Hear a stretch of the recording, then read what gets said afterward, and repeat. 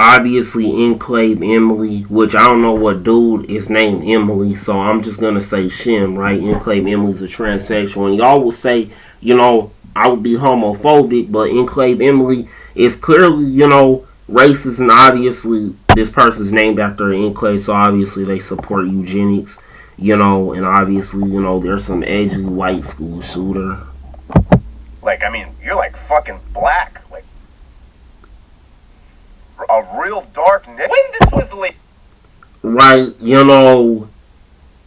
bro, Enclave Emily does make great Fallout points, but, I can't support y'all. The only reason I'm subscribed to Enclave Emily's because Enclave Emily's a lolcow, right? And that's why I keep calling Enclave Emily y'all, they, them, shim, or whatever.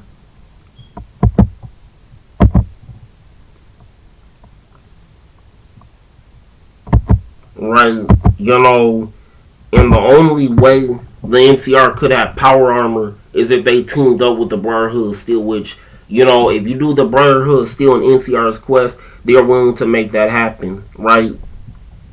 In the NCR, you can basically force them to team up through, hanging out with the good NCR members, not the bad ones, right?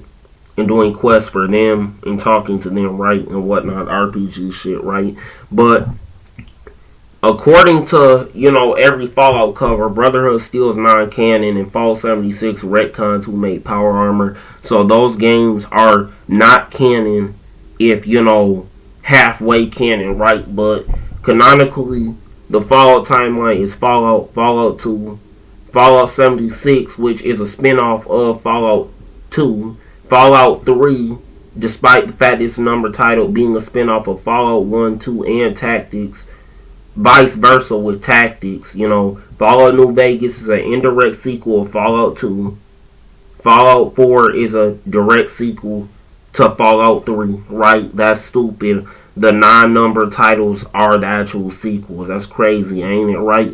But Brotherhood is still on the West Coast, which Fallout 1, 2, and New Vegas takes place on the West Coast. They basically want to prevent bad people from stealing technology. So they're basically scavengers, right? And how shall I put it? Hippies, right?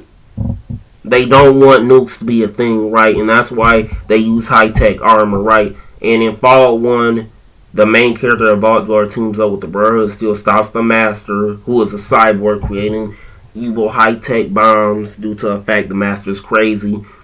And obviously mutated and sounds like an RPG boss, which is why they can't think sanely. Fallout 2, the main character, Nobark, aka the Chosen One, teams up with the rogue Enclave members inside the oil rig and defeats the Enclave in the Enclave base, and they appear in Fallout New Vegas, right? So the Enclave, well, specifically the rogue Enclave, aka the Brotherhood of Steel 1 in Fallout 2, right? They're on the cover in Fallout Tactics, the Midwestern Brotherhood of Steel, which, like the Fallout 3 / some rogue members of the Fallout 4 Brotherhood of Steel, right?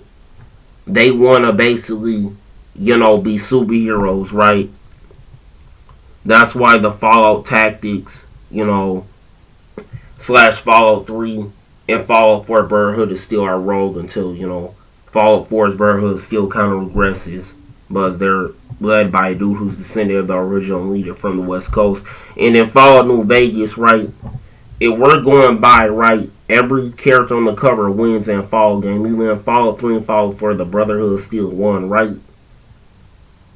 And that means in New Vegas, thing with the Courier is a blank slate. The reason is because in Fallout 4, in Fallout 3, you're giving family members who, are either white or have a white accent, and let's say you make your character black or like Hispanic, Not that there's nothing wrong with my white homies or mixed homies because, I mess with them, but it would be kind of weird if you play a video game where you create your own character and you're a white dude and suddenly the white character's voice is the voice of some black dude, right? Like that's obviously like, not racist, but racially like, insensitive, right? But hey, we're all racially insensitive by mistake. But when you're a boomer who's developing games. That's not really cool. You can lose money like that. So that's why the courier and the protagonist of 76, and even somewhat tactics and Fallout 1 are blank slates, right?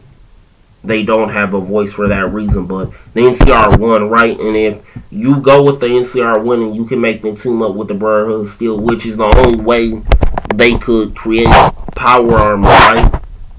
But the thing is, people will say, oh, the NCR had scientists. The followers obviously are based off hippies, so I don't think they would, despite the fact they are scientists and, medics, they create medicine, they cannot create high-tech power armor. And obviously they didn't really want to do that, so they got fired because hippies are anti-war. They want to create drugs to not just heal people, but make people high so they don't start wars, which is pretty noble, right? But then OSI takes over and they're creating bombs out of poisonous radioactive plant chemicals. And obviously, if you want to be technical, their bombs could have mechanical parts, but that's basically just medicine again. So there's no way medics from OSI, which is basically just the followers but okay with war, or the followers could create power armor. That's why the Fallout TV show is non-canon.